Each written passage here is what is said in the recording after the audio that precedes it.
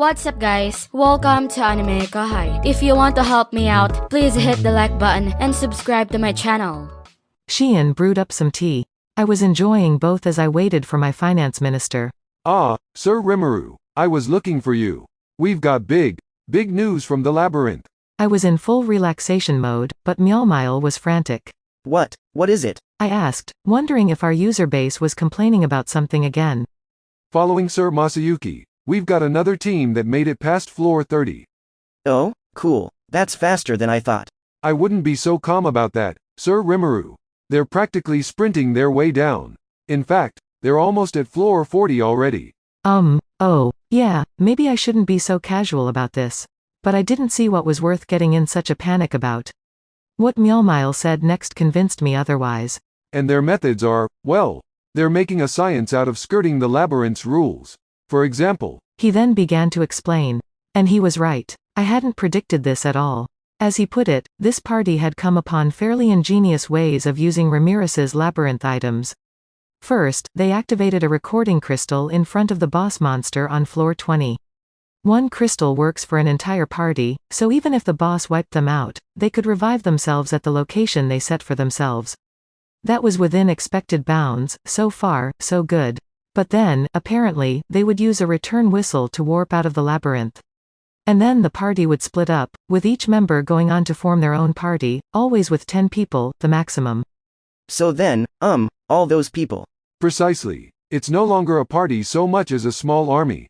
What was once a 10-person team was now 10 parties, a total of 100 people, each of them ranging between C+ and B+ as individuals.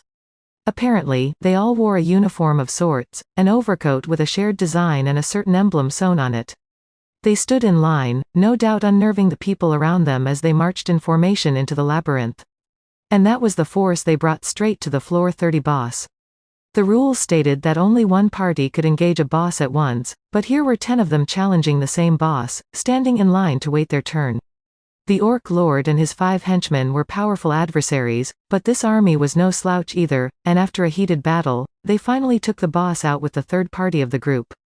I feel like we talked about something similar just recently. Indeed we did. This is Team Green Fury themselves. Ah, there you go. Judging by the matching overcoats, this must have been a set of people working for one noble or another. The sheer budget they must have had for recording crystals made me shiver. Time is money and all that, but those cost 1 gold coin a pop, and they were tossing them all over the place. Do we know which patron they belong to?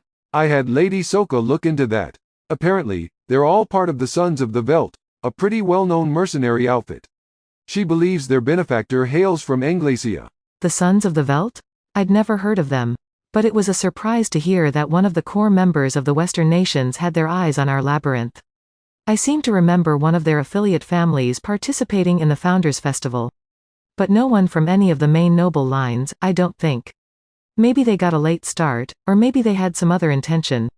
Well, how to put it? It feels kind of like they're paying their way in, which doesn't leave a great impression, but it's not a violation of the rules. Annoyingly, we had no reason to clamp down on them. I understood Myeolmile's alarm, but at this point, there wasn't much we could do about it. Our profits are rising, yes. Lodging a complaint about it might be unreasonable at this point in time. But if this keeps up, the floors you spent so much time filling with traps are going to be conquered in the blink of an eye, it seems like. So Myeolmile was going nuts looking for me because he thought someone would beat the whole labyrinth while I was holed up in here? Guess I made you worry, huh? Well, it'll be alright. Things don't really kick off until beyond floor 40. And I think the Tempest Serpent is going to stop them in their tracks for a while anyway. Team Green Fury had some excellent teamwork going.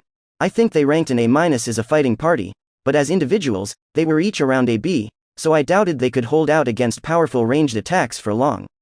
A Tempest Serpent is among the stronger of the A- gang, so even 10 B+ fighters could have trouble emerging victorious against one.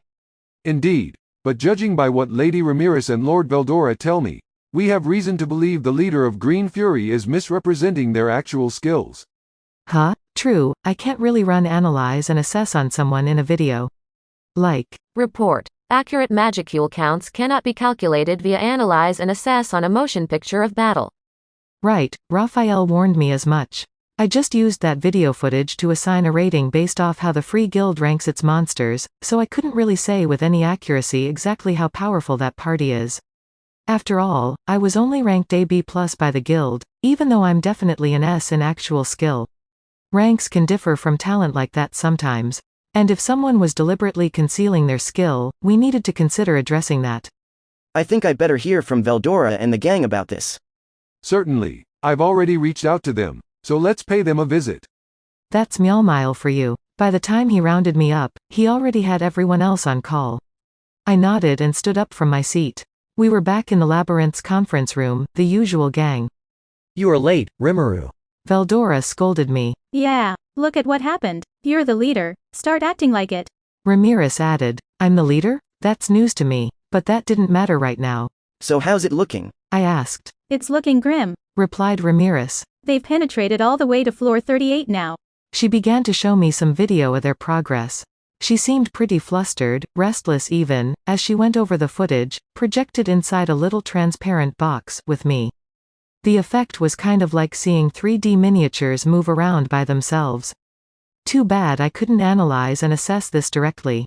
Suggestion. If I receive permission to interact with the subject Ramirez's intrinsic skill Mazecraft, it will be possible to collect more accurate, detailed information.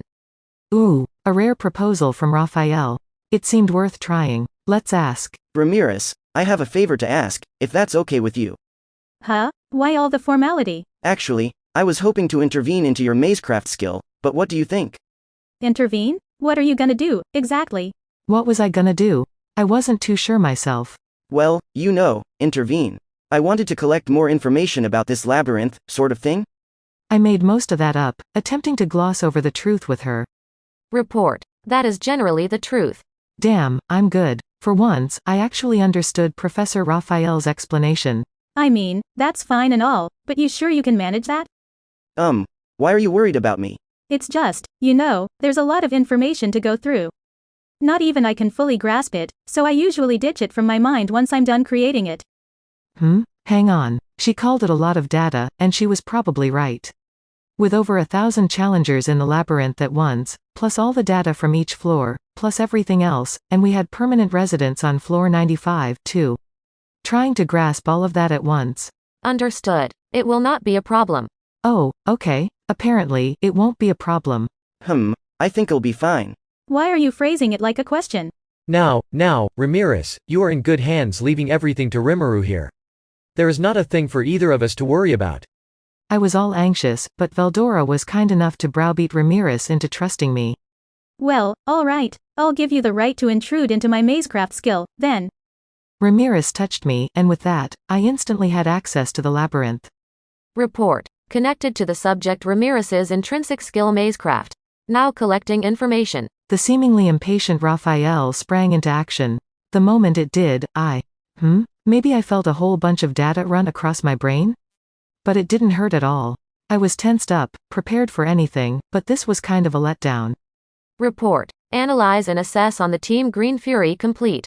Their leader is over the A rank, but my appraisal of the others does not differ greatly from before. In a moment, Raphael found the info I needed. Talk about reliable. Then I noticed the analyze and assess was still running. Did something catch its attention? Understood. Analyzing all battles that have taken place within the labyrinth. So quit bothering me, I thought I heard it say. Which made sense. There's no way an average bum like me would understand the professor's thoughts. I'm sure it was plotting something grandiose again, but I'll leave it be for now. So back to our meeting.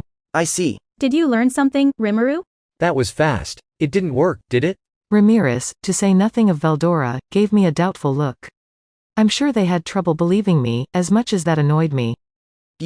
I said, bragging a little. This guy's an A+ or so. I brought up some other footage from Ramirez, blowing up the view to make it easier to see. Huh? This surprised the whole room, Ramirez more than anyone else. Rimuru? Why are you using my skill so well? Well, you gave me the right to intervene, so I guess that's why. You're kidding me. Even I can only show footage from a set position. I need to personally know someone before I can track them on here. Apparently, Ramirez could only access footage that had already passed through her labyrinth managers. I could see why. Wrangling all this data in depth was a dizzying task. Well, let's just say I'm more gifted at this for now. I said to assuage her as my eyes turned to the image. The over-explorer we were following was the elementalist who led the Green Fury team. If that leader was hiding so much power, there were likely even more elementals they were able to tap into. If they had access to higher level ones, you could count on them having access to power several times their own. Ho. When you say, over A, are we talking about monster standards? Right. I think the Free Guild pretty much assigns ranks based off what rank of monster they think you can beat, but that, however, was ignoring any safety factors. I think, to be exact, the standards were based on the scenario of several adventurers facing off against a monster of that rank. Alright, so what about us? You guys. Masayuki, I wasn't sure about. By the looks of him, he'd be on the low end of AD, but his unique skill was out of this world, so put it all together, and he'd be well into the A range. Saying that would probably give Masayuki the wrong idea, however, so I decided to keep quiet about it. Better to obfuscate the truth for now. I'd say Jinrai just barely clears the line for an A rank, but I'm not too sure if he could beat a Tempest Serpent solo or not. If he had the complete Ogre series set, though, it'd be no sweat for him. His mithril armor couldn't fully protect him against poisonous breath. As a foe, the Tempest Serpent was a bad matchup for him. Unlike monsters, humans come with a lot of weaknesses baked in, so to speak, and since this isn't a video game, weakness against one attack or another spelled the difference between life and death. Even if his core strength made him competitive, the right poison at the right time could still easily kill him. Ha, Jinrei's really something, huh? Yeah, although, I think your skill is boosting him in pretty much every way. And then, who else did you have? Jiwoo and Bernie? I'd pin them both at a minus. It was a great party. Well balanced, to be sure. Maybe that's why Masayuki's faults never bubbled to the surface. Yeah, I definitely have some companions I can count on. And given how much more powerful you are than them, Sir Masayuki, you're an over A for sure. After all, Sir Rimuru himself certified you as a hero. That's it for this video, guys. Thank you for always watching my videos and supporting my channel. Shout out to Nightgazer, Wubba Lubba Dub Dub, Abdullah Al Saif, Ice B, Rahul Subramanian, Fennec Foxy, Chadvota, Asterius, Baselick, and last but not least, shout out to Iron Comics. I'll see you guys in the next video.